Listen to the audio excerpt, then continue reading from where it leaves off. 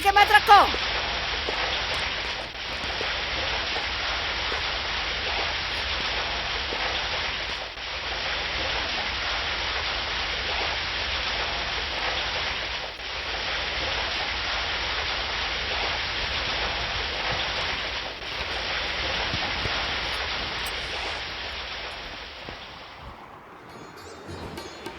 कैसी हो पार्वती दीदी?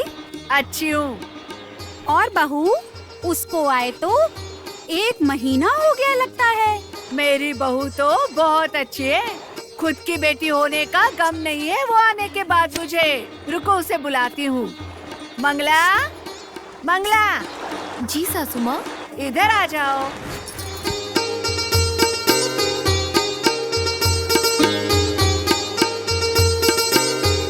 देखो, कितनी बार इसे बोलती हूँ कोई अच्छी साड़ी पहनो, फूलों का जूड़ा बनाओ, मगर ये सुनती ही नहीं है। ये सब कुछ काम करने के लिए भी मना करती हूँ इसे।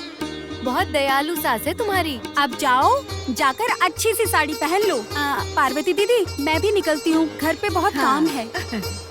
अब जाओ मंगला, तुम भी जाओ।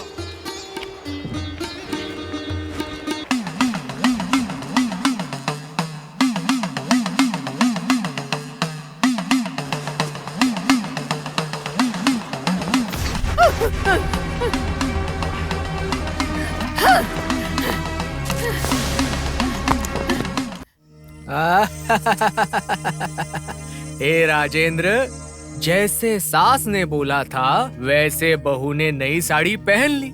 उसको देखकर सास को सहन नहीं हुआ और बहू को थप्पड़ मारकर उसने अपमान कर दिया। इसीलिए बहू ने कहा, अरे सासू माँ, आप ही ने तो मुझे कहा था ना, तब मुझे ही उल्टा जवाब दे रही हो क्या? ये कहकर उससे और भी दुर्व्यवहार करती है। ऐसी हालत में जब बेटे ने उसका प्रतिरोध किया तब तुम भी जोरू के गुलाम बन गए हो क्या? ऐसा कहकर अपने बेटे को उसने निराश कर दिया। उसके बाद बेटा वसुदत्त अपनी बीवी को लेकर चला गया।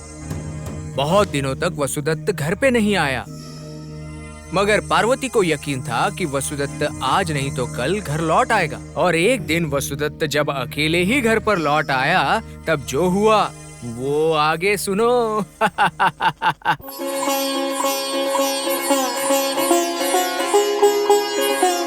अरे वासुदत्त, अरे देखो, तुम्हारा बेटा आ गया।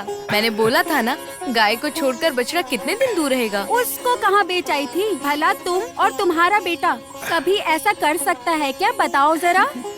आ जाओ वासुदेव। माँ, कैसी हो माँ? मुझे छोड़ो, तुम कैसे हो? देखो कितना दुबला हो गया है। अरे मैं तो पत्थर की गोली जैसा हूँ माँ, देखो। यही है वासुदत्त माँ की ममता। खुद ही देख लो, तुम्हारी माँ सोच सोच कर कैसी होती जा रही है। मुझसे गुस्सा तो नहीं होना? माँ, तुमसे गुस्सा होकर मुझे क्या नरक में जाना है क्या? इतने दिनों से कहाँ चले गए थे तुम? तुम्हें पता है, हम तो तुम्हारी दूसरी शादी करवाने की सोच रहे हैं। क्यों वासु, ऐसे क्यों हंस रहे हो? लगता है उस मंगला को छोड़ने की इच्छा नहीं है इसकी। ऐसी बात नहीं है, जो मेरे मन में आया मैंने बोल दिया, इसलिए हंसी आ गई। अच्छा, क्या तुम्हारे मन में भी यही विचार था? क्या तुम्हें भी लगता है दूसरी शादी कर लूं? हाँ माँ। तो हम दूसरी लड़की ढूंढे? बस आप परेशान मत होइए। मतलब मैंने दूसरी शादी कर ली है। हाँ? हाँ। मुझे लगा वो मेरी माँ के साथ ठीक से नहीं रह पाएगी, इसी कारण मैंने मंगल को छोड़ दिया। उसके बाद मैंने किसी गरीब घर की लड़की के साथ शादी करके आने में मुझे देरी हो जाएगी, मुझे पता ही नहीं था। अच्छा, लड़की को क्यों नहीं लेकर आया? ऐसे सबके सामने नहीं ले आ सकता हूँ मैं। इसका मतलब क्या है? हम सबको नहीं देखना है क्या?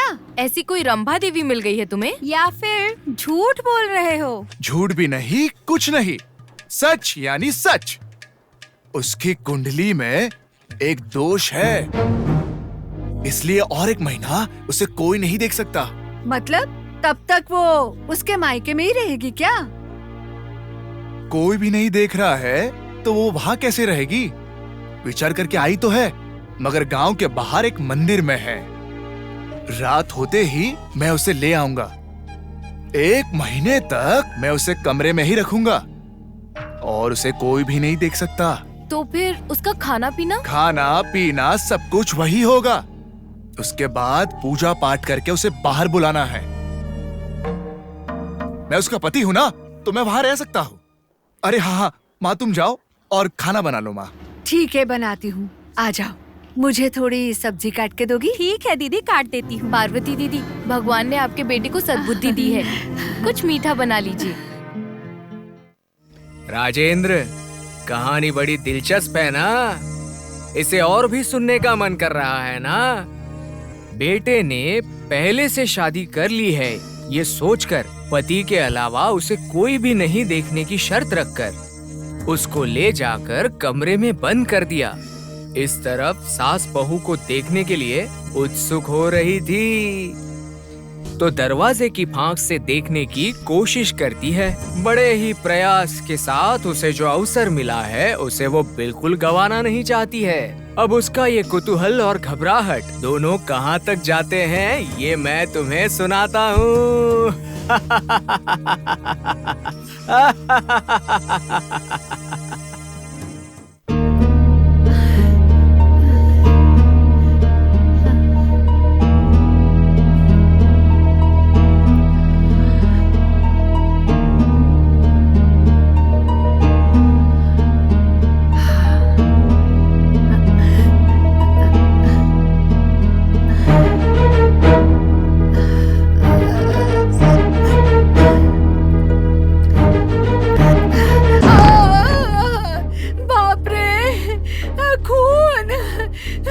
देखो अभी क्या करती हूँ। मेरे बहू ने मुझे मार दिया, कोई बचाओ बचाओ। बाप रे, पत्थर से मार दिया। कोई नहीं है क्या मेरी तकलीफ? क्या हुआ आपको? अरे मेरे बहू ने पत्थर से माथे पे मारा। माथे से खून निकल रहा है। क्या हुआ माँ? ये कैसे हुआ माँ? देखो, तुम्हारी नई बीवी का दिया हुआ तोहफा। देखो, सास का सिर फोड़ने की कोशिश की। वासुदत्त, जाओ उससे पूछ कर आओ। हाँ हाँ, जाओ जाओ जाओ वासुदत्त। बाप रे, बहुत दर्द हो रहा है। अरे जाओ अंदर। अरे वो कहाँ जाएगा? नहीं माँ, मेरे कमरे में तो ताला लगा हुआ है। और गौरी, ये देखो मेरे हाथ में चाबी भी है। तो ऐसे में वो बाहर कैसे आई और माँ को कैसे मारा? अच्छा,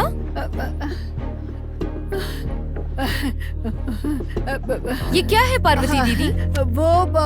वो चुड़ैल है। उसको जादू मंत्र सब कुछ आता है। ये सब करना आसान है उसके लिए। ऐसा है माँ, तो ठीक है, चलेगा। अगर उसने तुम्हें मारा है तो वो मुझे भी नहीं चाहिए, उसको मैं मारूंगा। गौरी, तुम अंदर जाओ और उसे बाहर ले आओ। ये लो चाबी। हाँ दो, चलो मेरे साथ।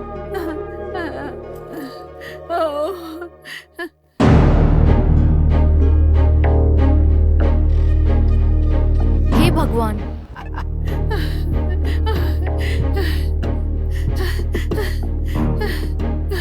क्या हुआ? कौन है? बता। हाँ, मैं ही हूँ शिवदत्त। इसका अत्याचार झेल नहीं पाया, इसीलिए तीर्थ यात्रा पर चला गया था। फिर मन में विचार आया कि अब इस औरत को तो मेरे बेटे और बहू को ही झेलना पड़ेगा। बस यही सोच के मैं बहू के गांव में ही रुका हुआ था। फिर कुछ दिनों के बाद मेरे बेटे और बहू वहाँ आए। तुझे सबक सिखाने के लिए ये सारा नाटक करवाया मैंने। तो मंगला कहाँ है? मंगला उसके माँ के घर गई है। और तुम्हारी शादी? शादी?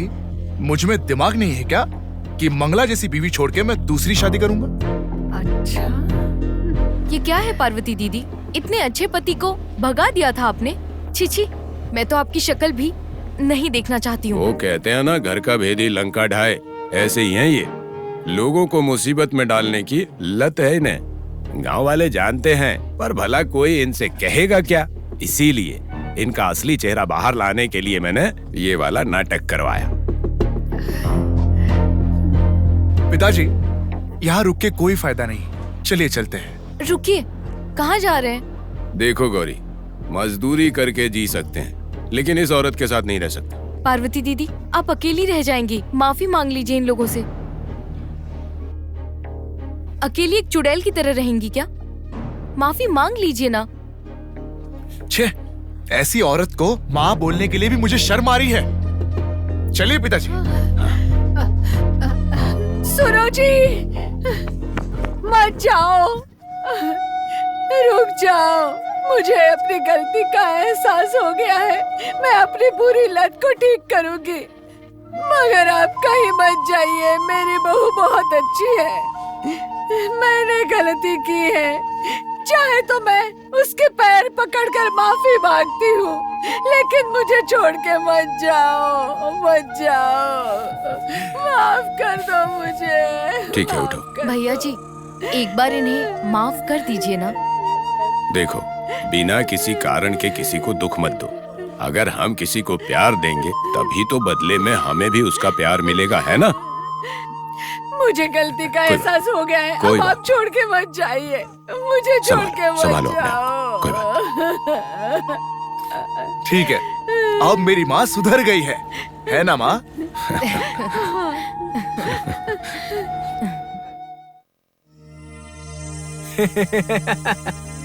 सुना विक्रम राजा, मरने के बाद भी आदतें नहीं जाती, ऐसी एक कहानी है। मगर पार्वती अपनी आदतें कैसे छोड़ेगी बताओ?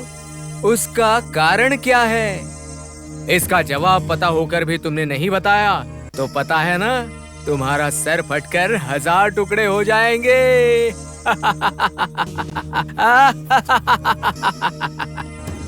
बेताल, सामान्य लोगों को लगता है कि वो आदत नहीं छोड़ सकते, मगर जब समय आता है तब आदत को बदलना ही पड़ता है। पार्वती को ऐसी कोई चिंता नहीं हुई जब उसका पति घर छोड़कर चला गया था, लेकिन अब उसका बेटा भी दूर जाने की बात कर रहा था तो पार्वती डर जाती है और उसका बेटा वासुदत्त दूसरी औरतों के सामने उसके नाटक की तोर से उसकी माँ की शर्म को बाहर निकालता है।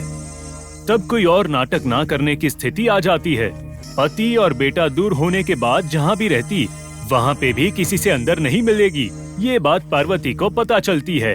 इसीलिए वो पति से माफी मांगकर परिवर्तित होने की प्रतिज्ञा लेती है। बहुत अच्छा जवाब दिया राजेंद्र, और बहुत विवेक से समझाया भी है। लेकिन मैं क्या करूं? तुमने बात करके मौन जो तोड़ दिया है। अब तो मैं चला। अब तो मैं चला।